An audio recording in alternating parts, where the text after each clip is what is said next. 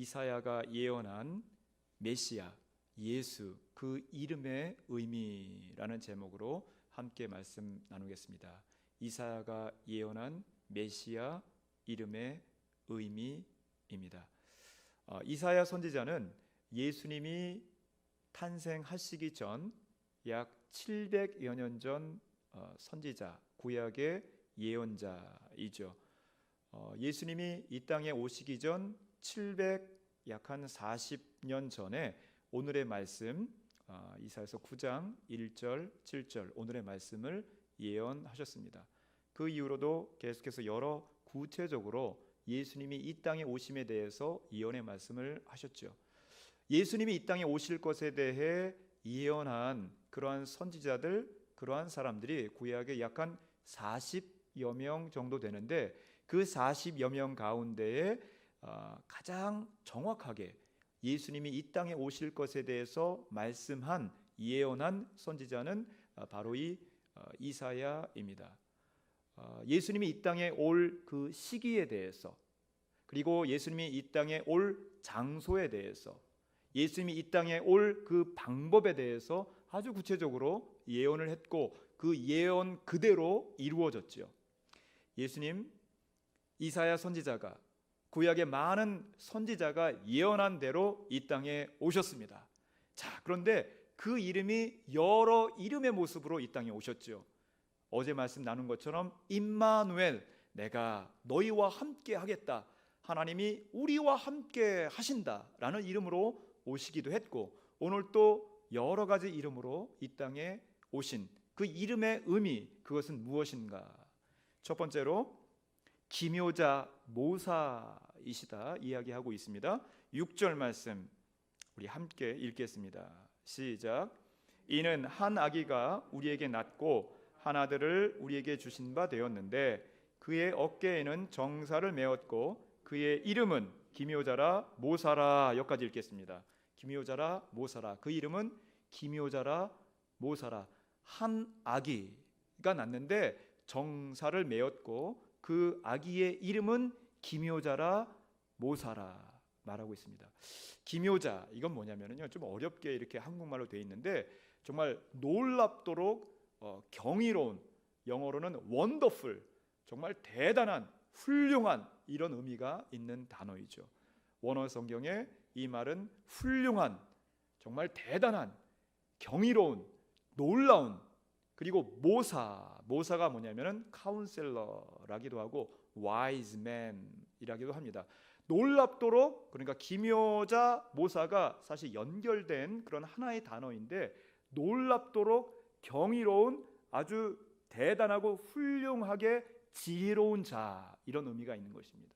예수님은 놀랍도록 경이롭게 훌륭한, 대단한, 지혜로운 그러한 분이십니다. 아멘. 예수님께서 이 땅에 오셔서 그래서 성장하시고 가시는 곳마다 많은 사람들이 예수님의 말씀을 듣고 놀라죠. 그 예수님의 지혜에 놀라고요, 예수님의 지식에 놀라고, 예수님의 설득력 있는 합리적인, 논리적인, 아니 영적인 그 말씀 한마디 한마디에 압도되는 거예요.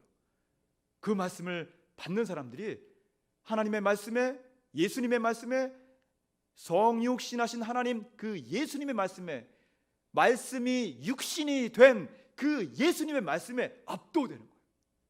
예수님께서 키도 잘하고 지혜도 잘하고 많은 사람들이 존경하고 하나님의 인정하는 그러한 아이로 자라나셨으며 성인이 되어서 말씀을 전하실 때에, 말씀을 선포할 때에, 상담을 할 때에 한 명 한 명 면담을 하고 한 명 한 명 대화를 나눌 때 그 상대자가, 그 무리들이, 믿는 무리들이 그 말씀 앞에, 선포되는 하나님의 말씀 앞에 압도되어지는 거예요. 맨 처음에 한 명 한 명 불렀지요. 나를 따르라, 내가 너를 사람을 낚는 어부가 되게 하리라. 베드로, 요한, 야고보, 예수님을 한 명 한 명 따르기 시작합니다. 12명이 되었어요. 12제자입니다. 가는 곳마다 또 말씀을 전하는데 수많은 사람들이 눈이 동그래져요. 그 지혜로운 말씀에, 그 지식이 충만한 말씀에, 그 합리적이며 논리적이며 영적인 그 단어 하나, 문장 하나에 사람들이 막 놀라는 거예요. 가나의 혼인잔치, 물이 포도주가 변하고 그때 말씀 주시는 그 말씀에 그 어머니도 가족들도 깜짝 놀라요. 이게 내 아들인가? 깜짝 놀라요. 주변에 있는 이웃들이 깜짝 놀라요. 이분이 도대체 누구냐? 저 갈릴리, 저기 어부, 저기 별 볼일 없는 동네인데 도대체 무슨 일이지? 나사렛? 이러면서 한 명, 한 명, 2명, 10명, 100명 산에 오르셨어요. 감람산, 올리브산이죠. 올리브 나무가 많이 산에 오르셔서 말씀을 조용히 전하기 시작합니다. 천국은 이런 곳이다. 애통하는 자, 원통하는 자, 의에 줄이고 목마른 자들이 오는 곳, 이런 곳이 천국이다. 천국에 대해서 말씀을 전하십니다. 그물의 비유를 통해서, 여러 가지 비유의 말씀을 통해서 많은 사람들이 그 앞에 놀라는 거예요. 경이로운 그 말씀 앞에 엎드려지고 어찌할꼬 회개하기도 하고, 그리고 기뻐 뛰면서 환히 감사합니다. 남편이 5 있었던 여인, 이 여인은 첫째 남편도 실패, 둘째 결혼도 실패, 3번째 결혼도 실패, 너무너무 비참한 한 여름에 너무너무 더운 뙤약볕이 내리는 그 사막 땅에 물기로 그냥 와서 그냥 간신히 부끄러워서, 이런 여인의 마음도 예수님과 대화 나누면서 지혜로운 영적인 능력, 권능의 말씀이 쏟아질 때 이 여인이 물동이를 버려두고 자기 동네 가서 확 전도하는 거예요. 선교하는 거예요. 예수님 이야기를 하는 거예요. 이 땅에 메시아가 오셨도다. 이 여인이 소경 바디메오가 고침을 받고 나가서 예수님이 메시아다, 그리스도이다, 구원자이다. 지혜로운 예수님의 말씀에 많은 사람들이 주님 앞에 나오고 하나님을 맛보고 천국을 맛보고 새하늘과 새 땅을 바라보게 되는 것입니다. 이 놀라운 기적의 말씀, 이사야 선지자를 통하여서 이 땅에 주신, 우리에게 주신, 나에게 오늘 주신 말씀입니다. 할렐루야. 기묘자요 모사이다. 기묘자이신 모사이다. 하나님의 놀라우신 그 지혜의 말씀, 지식의 말씀, 능력의 말씀, 권능의 말씀, 그 말씀 따라서 우리가 더욱더 순종하며 하나님께 더 가까이 나가는 여러분 되시기를 간절히 축원합니다. 두 번째로 이사야 선지자를 통해서 주신 메시아 이름의 그 의미, 그것은 무엇인가? 전능하신, 영존하시는 하나님이시다라는 것입니다. 전능하신, 영존하시는 하나님. 우리 6절 말씀 이번에는 다 읽습니다. 처음부터 시작.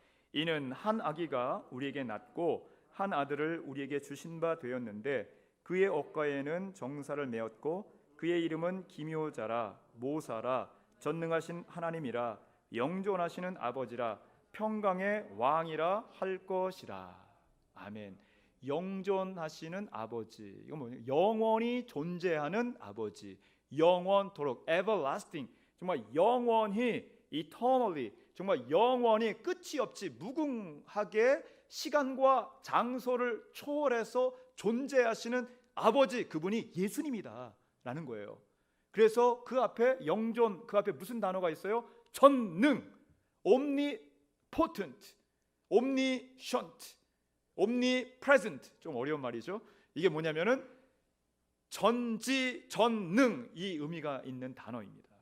전지, 모든 것을 다 하시고, 전능, 모든 능력이 있으신 분, 모든 것이 possible, 가능하게 하시는 분, 이분이 하나님이신데 이 하나님이 바로 예수님이다라는 것입니다. 하나님이 인간의 몸을 입고 이 땅에 오셨습니다. 전능하신 하나님이 바로 예수님이다라는 것이죠. 이해가 잘 안 돼요.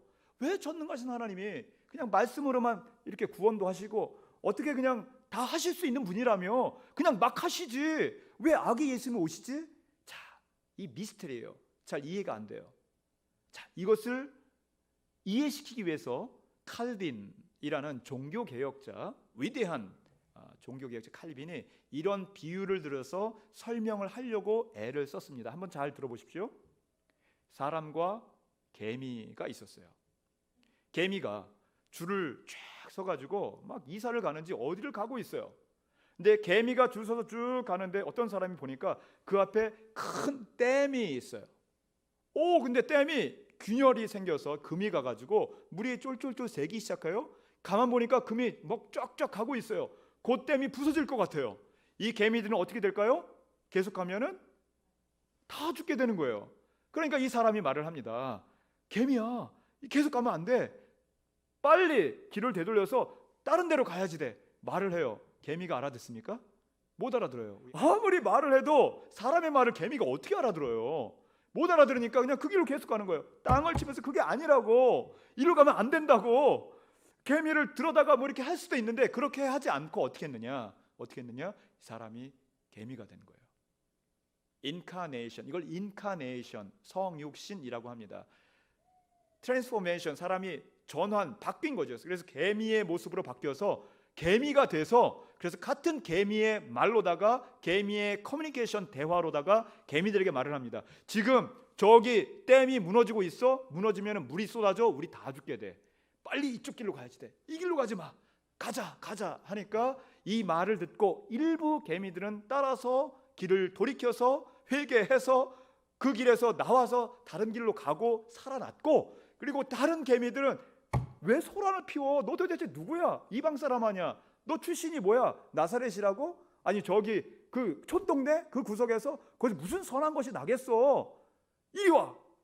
돌로 치고 못에 박고 그리고 죽였다라는 것입니다. 이것이 예수님의 이야기다.